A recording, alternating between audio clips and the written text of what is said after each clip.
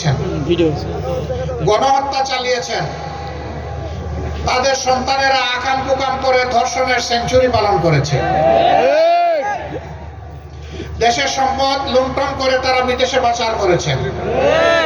শুধু তাদের এই গত 15.5 বছরের আমলে যার হিসাব বের হয়ে এসেছে 26 লক্ষ কোটি টাকা, যা বাংলাদেশের বার্ষিক বাজেটের প্রায় 5 গুণ।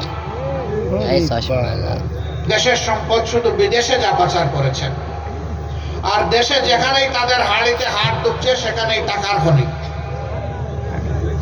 এই টাকা এরা পেল কোথায়? আমার একজন সম্মানিত সহকর্মী বলে গেছেন, তৎকালীন প্রধানমন্ত্রীর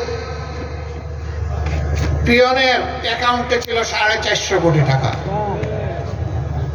পিয়নের যদি এত টাকা হয়, মালিকের কত টাকা?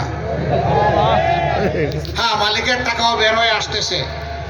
আপনাদের একেবারেই নিকটে রূপপুর পারমাণবিক কেন্দ্র, এখান থেকে মালিকের পরিবার শুধু একটা প্রকল্প থেকে 57,000 কোটি টাকা চুরি করেছে।